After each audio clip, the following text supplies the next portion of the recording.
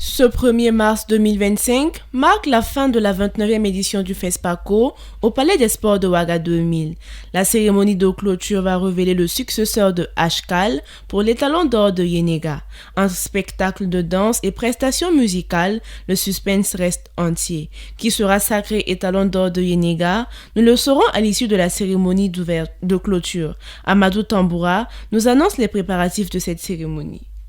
La 29e édition du FESPACO s'achève ce soir avec la cérémonie de clôture au Palais des Sports de Ouaga 2000. Cette cérémonie va aussi récompenser le sacre du successeur Ashkal de Youssef Chebi, étalon d'or de Yenega 2023. Une cérémonie qui va connaître la présence effective du président du Faso, le capitaine Ibrahim Traoré. Comme à l'ouverture, la cérémonie sera rythmée par des spectacles de danse, des prestations de troupes burkinabè et tchadiennes, avec d'autres surprises. Pour le succès de la clôture, l'équipe artistique s'est mobilisée et a veillé du côté du Palais des Sports de Ouaga 2000 afin de proposer un spectacle de clôture inoubliable. À travers des répétitions, les artistes ont mis tout en œuvre pour proposer au public une prestation à la hauteur de cet événement majeur du cinéma africain. Pour assurer le bon déroulement de l'événement, un important dispositif sécuritaire a été mis en place, comme à la cérémonie d'ouverture composée des militaires et de la police nationale. Parallèlement, la remise des prix spéciaux s'est déroulée hier à Azalai Hotel, où plusieurs distinctions ont été attribuées, notamment les prix spéciaux du Fonds de développement culturel et touristique, doté de 2 millions de francs CFA, remis à Katanga ou la danse des scorpions de Danik Kouyaté, ainsi que le prix spécial de la souveraineté AES doté de 10 millions de francs CFA décerné au film Capital de Simplice Ganou. Qui remportera le talon d'or de Yenega? La réponse sera dévoilée à l'issue de la cérémonie de clôture.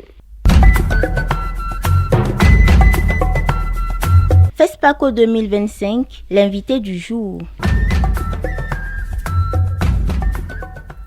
En compétition officielle au FESPACO 2025 dans la catégorie court-métrage, Fulsare, réalisé par Ismaël Compaoré, suscite de nombreuses réactions. Ce film de 16 minutes met en scène un dialogue saisissant entre un terroriste et un soldat.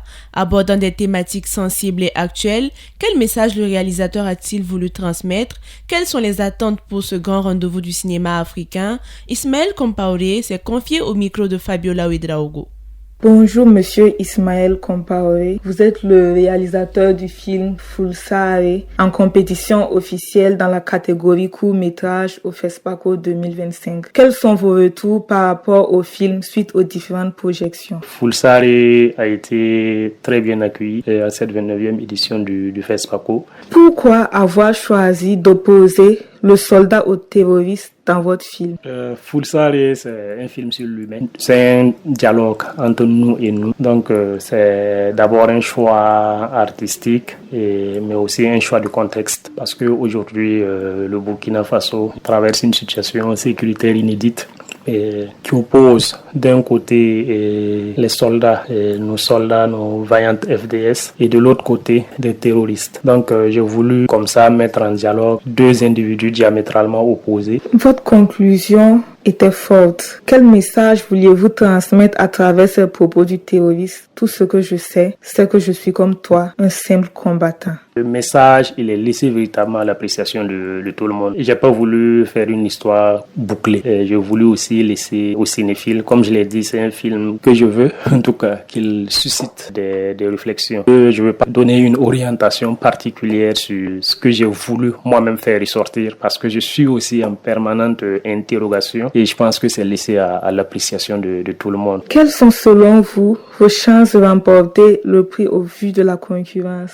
Et quand on est en compétition, on espère une sortie honorable. Et donc, je pense que Fulsare a de fortes chances d'être dans le palmarès officiel de cette 29e édition du FESPACO. J'y crois fermement parce que nous avons mis tout ce qu'on sait faire. Le Burkina est un pays de cinéma. Nous n'avons pas grand chose à envier aux autres pays de l'Afrique en matière de cinéma. Nous sommes à la fin de notre entretien. Merci Monsieur Compaoré pour votre disponibilité.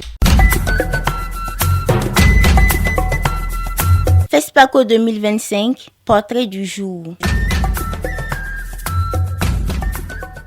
Le cinéma burkinabè compte de nombreux réalisateurs et réalisatrices, parmi lesquels Aminata Diallo Glaise, cinéaste, actrice et productrice. Elle s'est faite une place dans le monde du cinéma burkinabè. Son portrait avec Emerencienne Sourougou.